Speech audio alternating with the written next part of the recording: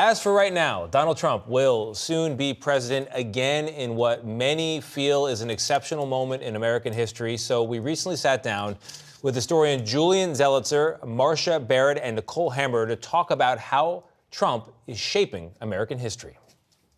When you think of presidents who have been part of politics at this level over more than a decade-long period, you have to go to Teddy Roosevelt, Franklin Roosevelt, Reagan, and these are big figures. Trump, just on the numbers, would seem to be entering into that group. Consequential. He's not a one-off. He's not ephemeral. We will be looking at what he has done to politics for decades, centuries to come. I think he represents extremes, right, in terms of how you can use presidential power. So the same way we look to, Richard Nixon as sort of a measure of what a president would dare do, right, we're going to think about Donald Trump in the same way. Also, in terms of party politics, it'll be hard to talk at the Republican Party in this era and only see the face of Ronald Reagan or either of the Bushes. You're going to see him. Does Donald Trump now represent a new era of American history?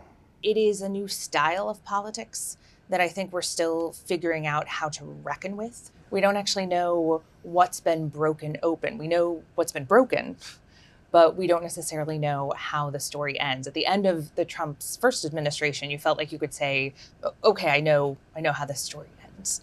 And now it's kind of an open question.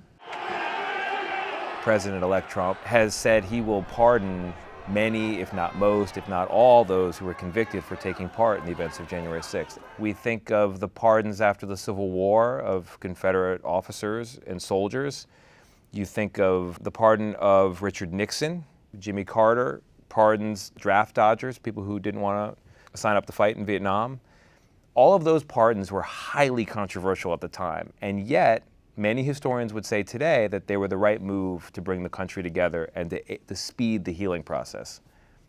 Is there a world in which a pardon for most or all of those who participated on January 6th is actually viewed favorably by history?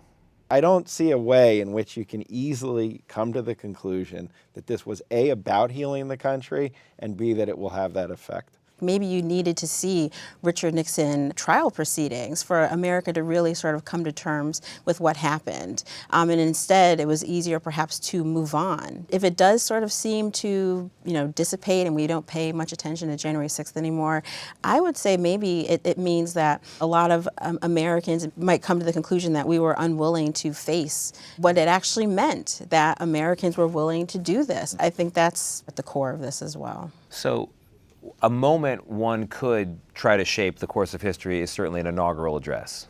Ask not what your country can do for you. Ask what you can do for your country. Can we solve the problems confronting us? Well, the answer is an unequivocal and emphatic yes. What makes for a memorable and historic inaugural address? I think about speeches like FDR's first inaugural. This great nation will endure as it has endured. Or Barack Obama's first inaugural. Today, I say to you that the challenges we face are real. Which really were those, the nation is in crisis. And they both came in and said, we can do this together. And hitting that note, like figuring out what the thing is that's crying out to be addressed and actually addressing it.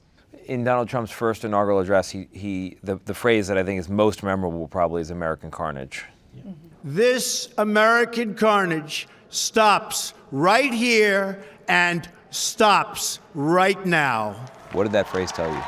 I think when you think about all of the campaigning, right, and what his supporters were saying about what was wrong with America, and that he too also in his speech makes this case that the nation is in a crisis, sort of imbued that with more meaning than what you see just looking at the text. It was a very bleak way to both talk about the country and the campaign and open up your presidency.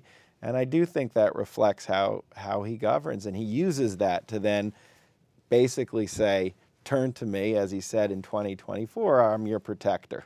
Can you still say that America is on a journey of progress and improvement and better days are ahead?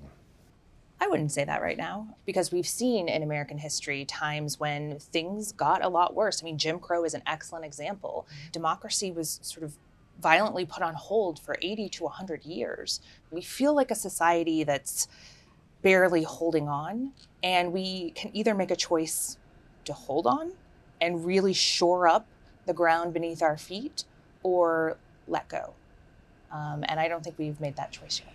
You know, you don't get to where we are today if Lyndon Johnson doesn't put himself behind the Civil Rights Act of '64. So to think of it as, is it cyclical or which way are we moving, kind of misses the agency of people who brought us there. And we've made progress. I mean, I do believe that, but it's fragile, it's tenuous, and if we don't uphold the progress, it can be reversed.